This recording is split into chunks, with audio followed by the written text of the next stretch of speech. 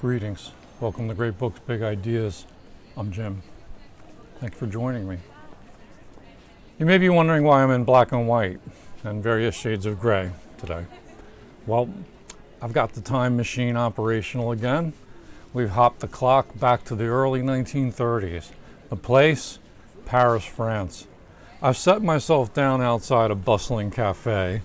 There's a film noir feel in the air tonight. The air smells of coffee and cigarettes and fervent conversation. Something exciting is about to happen in the world of philosophy and culture. It's the beginning of a movement called existentialism. And who better to explain it than Sarah Bakewell, author of At the Existentialist Café, Freedom, Being, and Apricot Cocktails, which I finished just a few days ago. I'd like to do a review of the book today with you. If you're at all interested in exploring existentialism, this book is a wonderful point of entry. Bakewell gives you a portrait of an age that's come and gone. It was a heady time, a time when thinking mattered. Ideas ran white hot, intense, furious. Bakewell describes the lives of existentialism's major players, their lives, loves, friendships, and breakups. It's a heady mix of biography, philosophical survey, and cultural history, all within the context of the massive social disruptions brought upon Europe by 2 world wars and a Cold War. The book focuses on the lives of Jean-Paul Sartre, Simone de Beauvoir, Albert Camus, Martin Heidegger, Edmund Husserl, Karl Jaspers, Maurice Merleau-Ponty, Hannah Arendt, Richard Wright, and many others. The main central focus is really Sartre and de Beauvoir. Bakewell begins with a catchy hook, an anecdote that can be taken as the starting point for what we've come to call existentialism. And I'd like to quote this at some length for you. One can narrow the birth of modern existentialism down to a moment near the turn of 1932-33, when 3 young philosophers were sitting in the Bec de Gaz bar on the Rue de Montparnasse in Paris, catching up on gossip and drinking the house specialty, apricot cocktails. The one who later told the story in most detail was Simone de Beauvoir, then around 25 years old, given to watching the world closely through her elegant hooded eyes. She was there with her boyfriend, Jean-Paul Sartre, a round-shouldered 27-year-old with downturned grouper lips, a dented complexion, prominent ears, and eyes that pointed in different directions, for his almost blind right eye tended to wander outwards in a severe exotropia or misalignment of the gaze. Talking to him could be disorienting for the unwary, but if you forced yourself to stick with the left eye, you would invariably find it watching you with warm intelligence, the eye of a man interested in everything you could tell him. Sartre and Beauvoir were certainly interested now, because the third person at the table had news for them. This was Sartre's debonair old school friend, Raymond Aron, a fellow graduate of the École Normale Supérieure. Like the other 2, Aron was in Paris for his winter break, but whereas Sartre and Beauvoir had been teaching in the French provinces, Aron had been studying in Berlin. He was now telling his friends about a philosophy he had discovered there with the sinuous name of phenomenology, a word so long yet elegantly balanced that in French as in English it can make a line of iambic trimeter all by itself. Aron may have been saying something like this. Traditional philosophers have often started with abstract axioms or theories, but the German phenomenologists went straight for life as they experienced it moment to moment. They set aside most of what had kept philosophy going since Plato. Puzzles about whether things are real or how we can know anything for certain about them. Instead, they pointed out that any philosopher who asked these questions is already thrown into a world filled with things, or at least filled with the appearances of things, or phenomena. So why not concentrate on the encounter with phenomena and ignore the rest? The old puzzles need not be ruled out forever, but they can be put in brackets, as it were, so that philosophers can deal with more down-to-earth matters. The phenomenologist, leading thinker Edmund Husserl provided a rallying cry. To the things themselves, it meant, don't waste time on the interpretations that accrue upon things, and especially don't waste time wondering whether the things are real. Just look at this that's presenting itself to you, whatever this may be, and describe it as precisely as possible. Another phenomenologist, Martin Heidegger, added a different spin. Philosophers all through history have wasted their time on secondary questions, he said, while forgetting to ask the one that matters most, the question of being. What is it for a thing to be? What does it mean to say that you yourself are? Until you ask this, he maintained, you will never get anywhere. Again, he recommended the phenomenological method. Disregard intellectual clutter, pay attention to things, and let them reveal themselves to you. You see, mon petit camarade, said Aaron to Sartre. My little comrade, his pet name for him since their school days. If you are a phenomenologist, you can talk about this cocktail and make philosophy out of it. Beauvoir wrote that Sartre turned pale on hearing this. She made it sound more dramatic by implying that they had never heard of phenomenology at all. In truth, they had tried to read a little Heidegger. A translation of his lecture, What is Metaphysics, had appeared in the same issue of the journal Before as an early Sartre essay in 1931. But she wrote, since we could not understand a word of it, we failed to see its interest. Now they saw its interest. It was a way of doing philosophy that reconnected it with normal lived experience. And that set the ball rolling for existentialism. Existentialism isn't exactly a system of philosophy. It's more of a mood or a mode, an attitude. Its genealogy can be traced through religious, philosophical, and literary texts as far back as the book of Job, the book of Ecclesiastes, St. Augustine's Confessions, Pascal's Pensées, Kierkegaard, Nietzsche, and the fiction of Dostoevsky and Franz Kafka, and so many more. Nobody called it existentialism until the 20th century. How can we describe existentialism? It's a little hard to grasp because every thinker's take on it is different. There's not a lot of consistency. A lot of the philosophers refuse to be called existentialists, so it's messy. But Bakewell offers a laundry list of features that are as good a place as any to get the conversation going. And let me quote these briefly to you now. Existentialists concern themselves with individual, concrete human existence. They consider human existence different from the kind of being other things have. Other entities are what they are, but as a human, I am whatever I choose to make of myself at every moment. I am free. And therefore, I'm responsible for everything I do, a dizzying fact which causes an anxiety inseparable from human existence itself.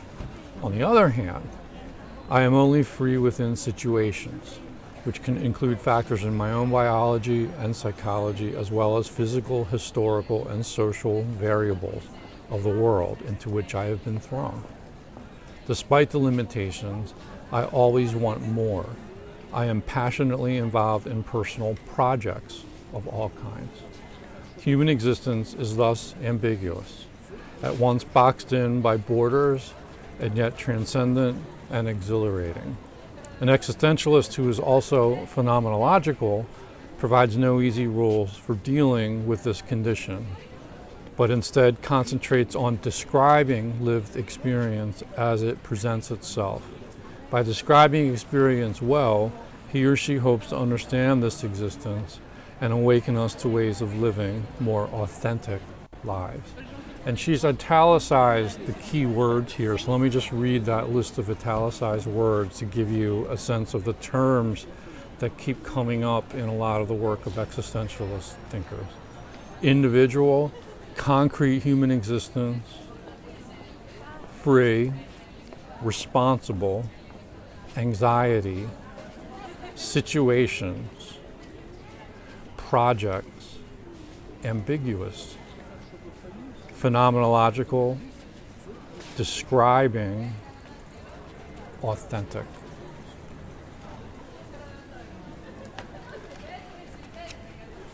So here's my take on all this. Sartre's famous proclamation, "Existence precedes essence," is a convenient place to launch. And here I'm going to mash up some ideas from Sartre, Heidegger, Camus, Merleau-Ponty, others. This is just a mashup. We humans are thrown in the world, into the world, a world that existed before we ever showed up. We confront our being in the world as a strange phenomenon, an alienating experience. How strange to be consciously engaging with this reality before us. This experience of existence is more real to us than any second-order abstract theorizing and interpretations of what the world is, what human nature is, how we're able to know any of this. What matters is the fact that we're here, we had no choice, and now what? This is the existentialist situation, and the existentialist dilemma is how do we make the world meaningful? Existentialists make their life a project toward creating meaning and authenticity and value in a world that isn't inherently any of those things. We are thrown into a world that compels us to be free. Our choices make us who we are, and we can live in good or bad faith, authentically or inauthentically. We might say that existentialists strive to keep it real. This attitude owes a lot to the school of phenomenology and its major proponent, Edmund Husserl. Don't theorize, say the phenomenologists, describe. Clear away the intellectual baggage, bracket it, set it aside, encounter the world as it appears, and build your philosophy out of that. The picture of existentialism that I got from reading Bakewell's account is of a kaleidoscopic movement, modeled, ever shifting, adapting, responding to circumstances. There's very little consistency here, and the allegiances of thinkers were unstable. Bakewell wisely doesn't attempt to reconcile any of it. She simply tells the stories, and they're fascinating, even when they're disturbing or unsettling. She writes a lot about the impact of existentialist thought on the culture, too. Literature and film, jazz, poetry, popular culture. You can trace through lines running from existentialism through to the Beat Generation, the 60s counterculture, feminism, identity politics. And I wish she had spent more time discussing how existentialism eventually faded away, how it was supplanted by structuralism and then post-structuralism, deconstructuralism, postmodernism. That those themes are touched upon, but I think there's more story to tell there. Maybe that's a subject for a whole other book. There's also a nostalgic tint to the book. Bakewell blends in some personal experiences of her own engagement with existentialist thinkers from her days as a high school and college student throughout her adulthood. Her reactions and assessments changed, which is natural, and I can identify with this a lot myself. I believe I'm around the same age as Bakewell. Some of my experiences parallel hers, I believe. We're at that age when we look back more than we look forward. I myself was taken with existentialism in my youth. The first exposure was through works like The Stranger by Camus, Kafka's short stories, Dostoevsky's novels, Sartre's play No Exit, Samuel Beckett's Waiting for Godot, We were heavily dosed in existentialism in literature classes. I drank it up. When I started reading more philosophy, I read a lot of Kierkegaard and Nietzsche. I tackled Being and Time by Heidegger. Didn't make a whole lot of sense, but I got through it. Being and Nothingness by Sartre. Didn't make a lot of sense, but I got through it. I haven't read The Second Sex by Beauvoir yet. I think I have a copy laying around here somewhere, but I would like to read that one. And I intend to read Merleau-Ponty's Phenomenology of Perception, which I started many years ago and only got a little ways into it. These books are not for the faint of heart, and to be honest, some of them might be a waste of your time. Heidegger for me was too much mental masturbation, not to mention the niggling problem that he was infatuated with the Nazis. I can't really set that fact aside when I read Heidegger. Sartre's Being and Nothingness was way too long and too swept up in itself, but I did enjoy some passages. Some of the ideas and examples stick with me. Ideas like bad faith, his thoughts about freedom and responsibility. Something's there, but it takes a long time to get through it. Camus' work has probably held up the best for me over the years, and I'd like to read more of his fiction and his nonfiction. But anyway, for my money, existentialism is best experienced through literature. You can really get a sense for this just by reading the plays and novels. Read Crime and Punishment. Read The Brothers Karamazov. Read Notes from the Underground. Read everything by Kafka. Read Tolstoy's The Death of Ivan Ilyich and the Kreutzer Sonata. And that's just scratching the surface. Many of the 20th century's greatest literature touches on existentialist themes. And then there's the ancient stuff too, like the Book of Job, Ecclesiastes, Augustine's Confessions. All good, all worthwhile. And that'll give you a good idea of what this mindset is all about. At the Existentialist Cafe is talking about a past that's starting to feel pretty distant now. It was a different place, a different time. The difference between black and white and color. It feels a little bit like philosophy's last tango in Paris. And now that the existentialists have all died off, have their ideas withered on the vine? Have we left behind something of value that can continue speaking to our present moment? I think maybe so, but then again, I'm pretty biased. In a lot of ways, existentialist philosophy has framed the way I view the world and my situation in it. What's the legacy of existentialism? She talks about that in the book, but it's a hard thing to measure. Let me know what you think. I hope you leave a comment down below. Thanks for watching. Au revoir, and we'll see you next time on Great Books, Big Ideas.